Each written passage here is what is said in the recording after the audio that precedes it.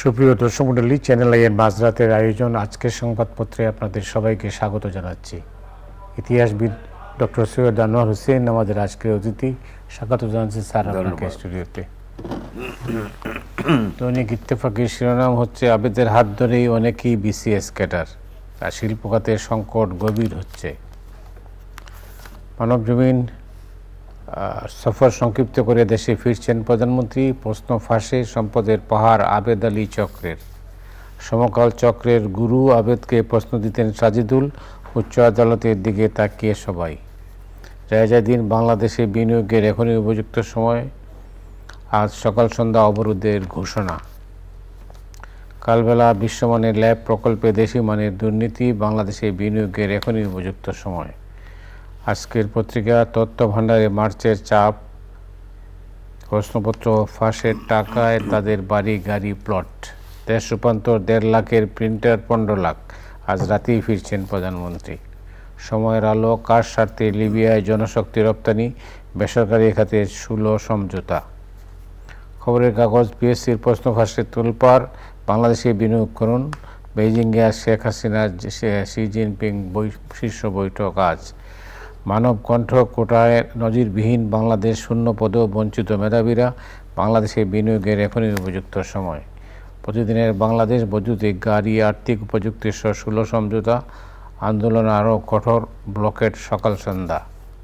দৈনিক বাংলা, বাংলাদেশে বিনিয়োগের এখনই উপযুক্ত সময়, প্রধানমন্ত্রী, গাড়ি চালক আবেদ সহ 7 জনের দায় স্বীকার, সংগ্রাম, আজ সারা দেশে সকাল সন্ধ্যা সর্বত্র বাংলা ব্লকেড। আবেদ আলী সহ 7 জনের দায় স্বীকার, কারাগারে 10। করতোয়া, আবেদ সহ 6 জনের দায় স্বীকার, খোঁজ নিতেন না ভাইদের, বানিয়েছেন নিজ নামে মসজিদ। The business standard, floating fruit market. এই হচ্ছে অবস্থাটা। স্যার, আপনি জানেন ভালো কীতে বাংলা ব্লকেড নতুন শব্দ। আজকের বিশেষ করে কোটা বিরোধী আন্দোলন যেটা চলছে, তারা এই শব্দটার নতুন করে সংযোজন করেছেন, যেটা অবরোধ আর কি স্যার। তো সেটা আপনি জানেন যে কোটা ছিল, আছে, থাকবে, এরকম একটা ঘোষণার মধ্যে দিয়ে হঠাৎ করে আদালত থেকে একটা রায় আসলো, তারপরে পুরো জিনিসটাই প্রেক্ষাপট পাল্টে গেল। এখন ছাত্ররা রাস্তায় এবং তারা দিনব্যাপী ব্লকেট দিয়েছে সারা দেশে। ইতিহাসের অধ্যাপক এবং বাংলাদেশের অধ্যাপনার সঙ্গে, বাংলাদেশের বিশ্ববিদ্যালয়গুলোতে অধ্যাপনার সঙ্গে আপনি দীর্ঘদিন জড়িত। আমরা আপনাকে দেখছি বহু বছর থেকে। আপনার মূল্যায়ন কি স্যার? ধন্যবাদ। রাজপথের আন্দোলন দিয়ে বাংলাদেশ, কারণ বাংলাদেশ আজকে যে বয়স 53 বছর, তার জন্ম হয়েছিল প্রতিবাদ প্রতিরোধের মধ্য দিয়ে। তারই ধারাবাহিকতা বজায় আছে আমি বিশ্বাস করি। কোটা সিস্টেম, কোটা প্রথা, যাই বলি না কেন, আদালতে কিছু করণীয় আছে বলে আমি মনে করি না। এটা সরকারের করা উচিত ছিল, সরকার করেনি, আদালতের প্রাঙ্গণে ঠেলে দিয়েছে। আদালত যেভাবে সিদ্ধান্ত নেয় সেভাবে নিয়েছে, এবং এখনও এতদিন আন্দোলনের পরেও সরকার এখনও আদালতেই আটকে আছে। তবে বর্তমান সরকারের বা বাংলাদেশে যত সরকার এসেছেন, একমাত্র বঙ্গবন্ধুর সময় ছাড়া, যে অংশীজনের সঙ্গে আগাম আলোচনা করে নেয়া, যাতে করে নতুন নীতি বা পদক্ষেপ গ্রহণযোগ্য হয়ে ওঠে, এই কাজটি কোনো সরকার করেনি। একে বর্তমান বা সাম্প্রতিক জনপ্রশাসনে বলা হয় স্ট্র্যাটেজিক কমিউনিকেশন। সেই কাজটি করেনি, কৌশলমূলক যোগাযোগ সরকার। এবং এমনকি পাবলিক বিশ্ববিদ্যালয় 35টি গত 10 দিনের মতো প্রায় অচল অবস্থায় আছে। আপনার সহকর্মীরা আন্দোলনে আছে। তবে আমার সহকর্মীদের সম্পর্কে কথা আছে, তাদের আন্দোলনকে আমি নীতিগতভাবে সমর্থন করি। কারণ প্রত্যয় স্কিমে তারা যা পাবার কথা চাকরি জীবনের প্রান্তে এসে তাদের ঘরের খুঁটিও তৈরি হবে না, চিকিৎসা তো দূরের কথা। যদি ইনসুলিন নিতে হয়, আমি জানি মাসে 15,000 টাকা খরচ হয় ইনসুলিন নিতে হলে। তো সব কিছু মিলে তারা কিন্তু কোনোদিন কোনো শিক্ষা সংক্রান্ত বিষয় নিয়ে আলোচনা করেননি, আন্দোলন করেননি। এখন দেয়ালে পিঠ থেকে গেছে বলে করছেন। জি স্যার। তো কথা হচ্ছে সরকারের উচিত ছিল যে শিক্ষকদের সঙ্গে আলোচনা করে নেওয়া আগে, বা এতদিনে আলোচনা, এবং দুজন মন্ত্রীর সঙ্গে আলোচনা নির্ধারিত হওয়া সত্ত্বেও তা হয়নি। এবং সাধারণ সম্পাদক আওয়ামী লীগের, যিনি এবার সড়ক সেতু মন্ত্রী, বলছেন গভীরভাবে পর্যবেক্ষণ করছে। তো কবে পর্যবেক্ষণ শেষ হবে? এদিকে শিক্ষা তো অচল, ক্লাস পরীক্ষা হচ্ছে না, প্রশাসনিক কর্মকাণ্ড সব তালা ঝুলছে, আমি দেখেছি সব মিলে কোটা বিরোধী আন্দোলন। তবে কোটা আর এই আন্দোলন দুটো সমান্তরাল হয়ে গেছে। এখন কথা হচ্ছে কোটা, আমি এক জায়গায় একটি চ্যানেলে বলেছিলাম যে কোটা থাকবে মুক্তিযোদ্ধাদের জন্য, কিন্তু বাংলাদেশে বয়স 53 বছর হয়ে গেল, এতদিনও থাকবে? কতদিন থাকা উচিত ছিল সেটা বলা উচিত ছিল।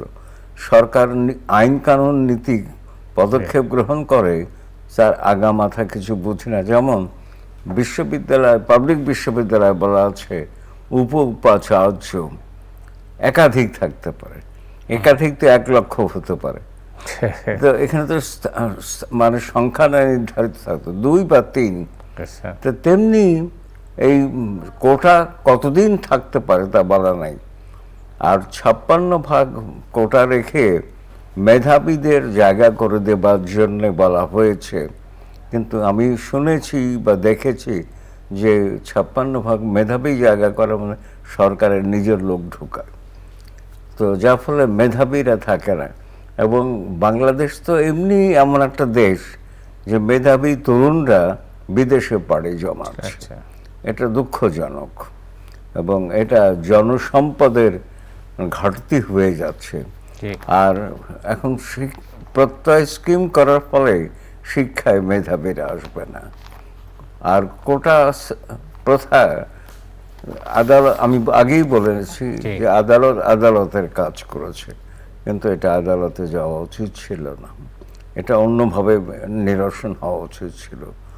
তবে সব কিছু মূলে একটা ইংরেজিতে একটা কথা আছে, এনাবলিং এনভায়রনমেন্ট, অর্থাৎ উপযোগী পরিবেশ, যার ফলে জঙ্গিবাদ গড়ে ওঠে।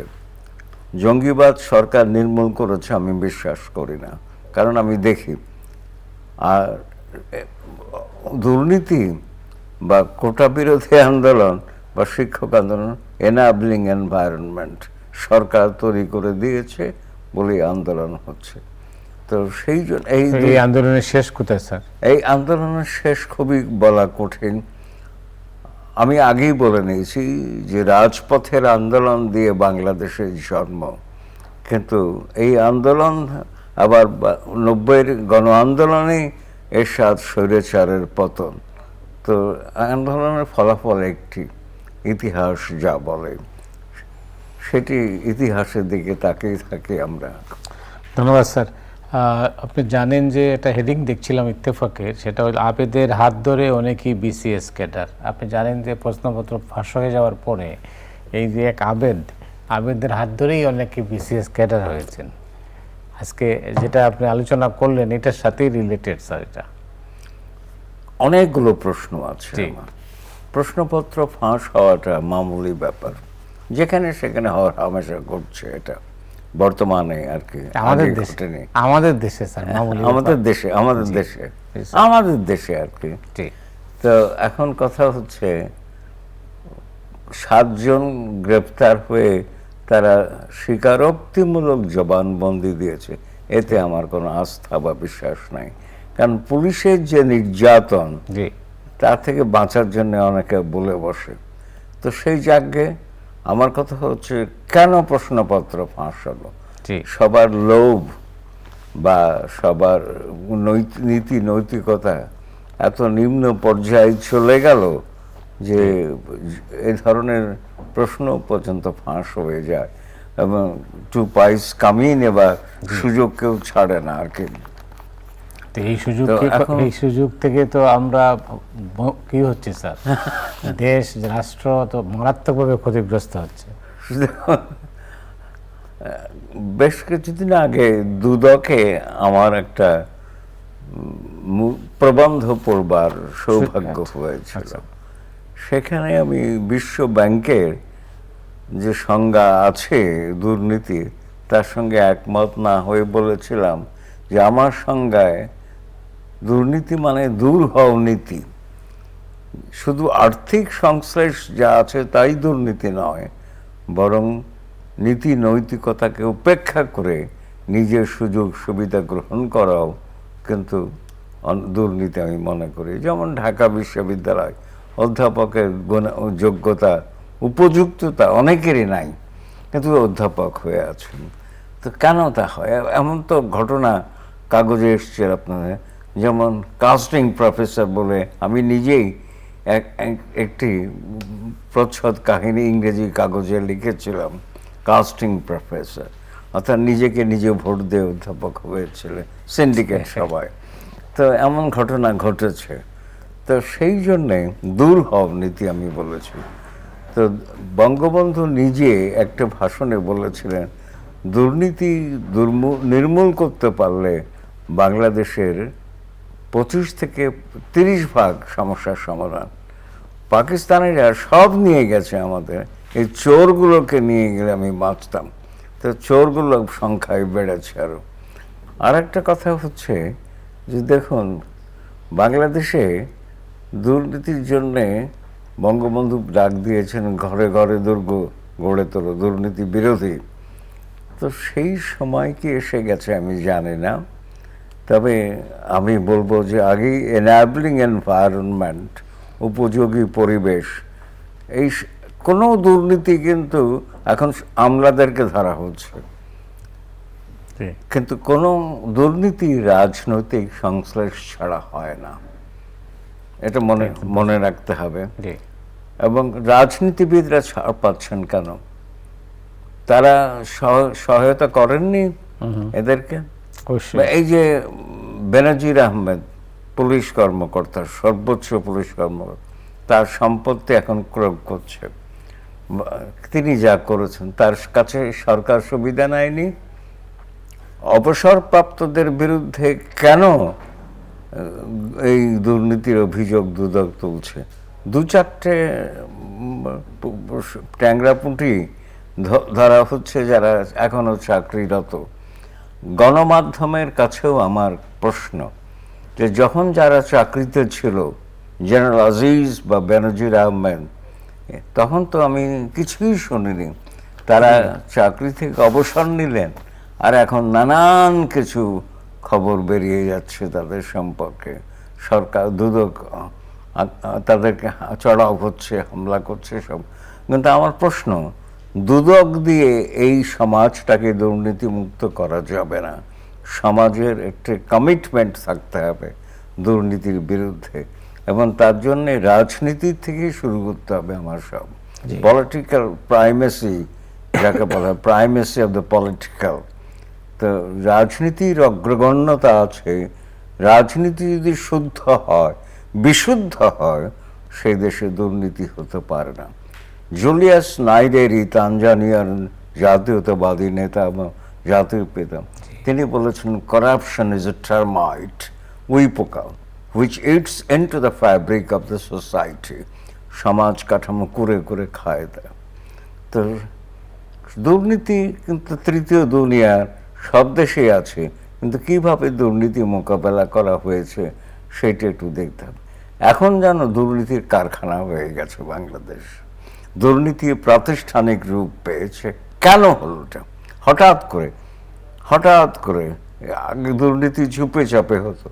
আমরা ছোটবেলায় দেখেছি যারা ঘুষ খায় তাদের বিরুদ্ধে একটা সামাজিক বয়কট গড়ে উঠেছিল। এখন তো ঘুষখোরদেরকে আমরা মাথায় তুলে রাখি আর কি। প্রফেসর রেহমান সুবহান বলেছেন যে সিলেক্টেড কয়েকজনের হাতে রাষ্ট্র জিম্মি হয়ে গেছে। তিনি সঠিক কথাই বলেছেন। গতকাল এক অনুষ্ঠানে তিনি তো বলেছেন। পর্যবেক্ষণ করে লেখেন, তাকে আমরা মাথায় তুলে রাখি সব সময় তার কথার জন্যে, কারণ তার কথা আমার ভবিষ্যতে দিক নির্দেশনা দেয় আর কি।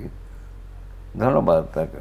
জি, সমকালের শিরোনাম দেখছিলাম স্যার যে মুখ থুবড়ে অর্থনীতি, দ্রব্যমূল্য বলগাহীন, দ্রব্যমূল্য একদম বলগাহীন, মানে দ্রব্যমূল্য তো নিয়ন্ত্রণহীন হয়ে গেছে। বাংলাদেশের সব কিছুই নিয়ন্ত্রণ ছাড়া আর কি আমি মনে করি। কারণ যেমন কিছুক্ষণ আগে আমরা দুর্নীতি নিয়ে কথা বলছি, সেটাও নিয়ন্ত্রণহীন।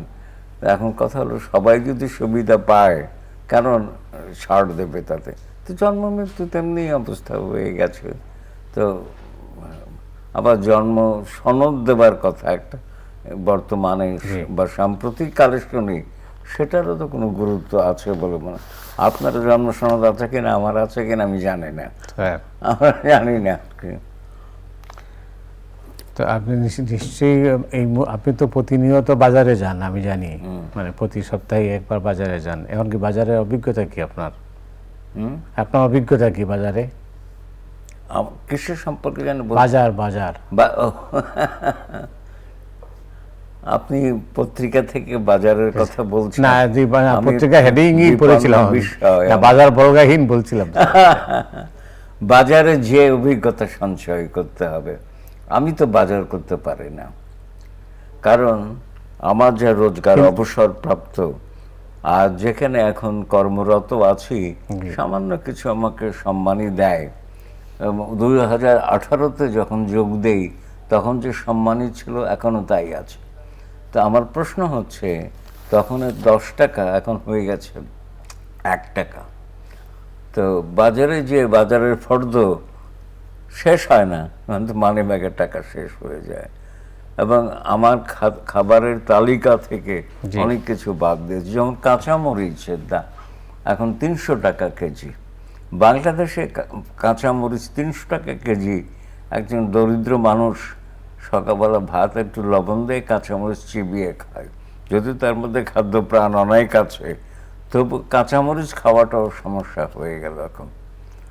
তো কি বাজার আপনি একটা লক্ষ্য করবেন স্যার, বাজারের দাম পণ্যমূল্য বাড়াচ্ছে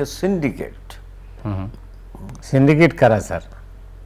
সিন্ডিকেট আমার বিবেচনায় বা আমার পর্যবেক্ষণে যারা এখন আওয়ামী লীগ করে তারা সিন্ডিকেট, আবার সরকার বদলে গেলে বিএনপি বা জাতীয় পার্টি যাই হোক তারা তা করবে। সরকার কিন্তু সিন্ডিকেটে গায়ে হাত দেয় না, এই জন্যে যে এরা সবাইকে মোটা অঙ্কের চাঁদা দেয়। সরকার কি করে? ভারত থেকে আমদানি করে পরিস্থিতি সামাল দেয়।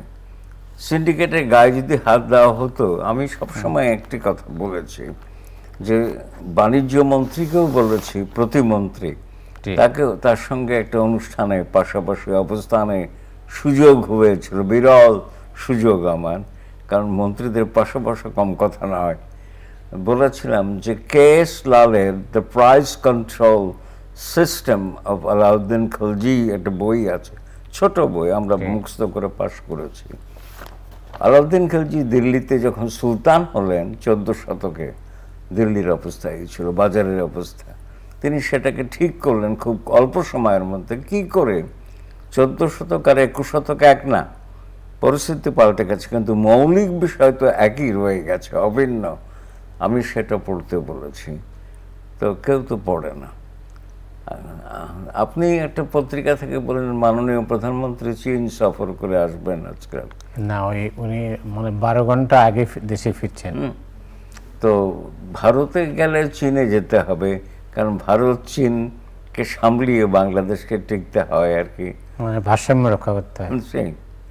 তো এখন কথা হচ্ছে, চীনে কেন গেলেন? কোনো চুক্তি নাই, শুধু ঋণও নাই, শুধু সমঝোতা। সমঝোতা তো যে কোনো মন্ত্রী করতে পারেন। তো প্রধানমন্ত্রী 4 দিন কেন হলো? তিনি গেছেন দেশের স্বার্থের কথা ভেবে, জনগণের স্বার্থের কথা ভেবে, জি। সেইটি প্রাধান্য পাওয়া উচিত ছিল, কিন্তু পেয়েছে কিনা আমি জানি না। তবে আজ দিনের শুরুতেই আলোচনা হবে আলোচনা হবে প্রেসিডেন্টের সঙ্গে। হ্যাঁ, তো সেই জন্য এখন অপেক্ষমান থাকতে সেই হবে বৈঠকে আমাদের। কি হয় সেটা দেখার বিষয়। উপায় তো নেই, উপায় নেই আর কি। যাই হোক, তো এই সবই তো নেতিবাচক স্যার, কোনো ইতিবাচক দিক দেখেন না? ইতিবাচক হচ্ছে বাংলাদেশ টিকে আছে এখন, এত ঝড় ঝাপটা সব কিছুর মধ্যে বাংলাদেশ 53 বছর, আমি বলেছি যে এতদিন হলো, এটাই বড় কথা। আমি 1973-এ যখন এডিনবরা বিশ্ববিদ্যালয়ে পড়তে যাই, তখন বাড়িওয়ালা আমাকে বাড়ি দেবেন, টেলিফোন তো তখন কম্পিউটার যুগ আসেনি। তিনি জিজ্ঞেস করেছিলেন যে হোয়াট ইজ বাংলাদেশ, বাংলাদেশ কি, কারণ বাংলাদেশ নামটা শোনেননি। তা আমি বলেছিলাম যে মুজিবস বাংলাদেশ। তো মুজিব নামটা তাদের কাছে পরিচিত, কারণ আমি এর সপ্তাহখানেক আগে ইংল্যান্ডে পৌঁছেছি, তো স্কটল্যান্ডে গেলাম পড়তে। আমি বুঝে গেছি যে মুজিবকে ওরা ভালো মতো চেনে। তো মুজিবস বাংলাদেশ, তখন তিনি ও he is a great leader. তো বুকটা ফুলে উঠেছিল। আজও বুকটা ফুলেই আছে, তবে বিরাজমান পরিস্থিতি আমার বুকটা প্রায় চুপসে যাওয়া বেলুনের মতো করে তোলে। এইটি আমার দুঃখ লাগে, আর কিছু না। বাইরে গেলে ভালো লাগে, সবুজ পাসপোর্ট এবং একটা পতাকা এবং সার্বভৌমত্ব প্রশ্নবিদ্ধ নানানভাবে হলেও তা নিয়ে আমি গর্ব করতে পারি আর কি। এই তো ইতিবাচক আর কি। আমরা সবাই গর্ব করতে পারি স্যার। অনেক অনেক ধন্যবাদ আলোচনায় অংশ নেওয়ার জন্য। দর্শক মণ্ডলী, আজ রাতের মতো এখানেই বিদায় নিচ্ছি। আগামীকাল আবার দেখা হবে। শুভরাত্রি।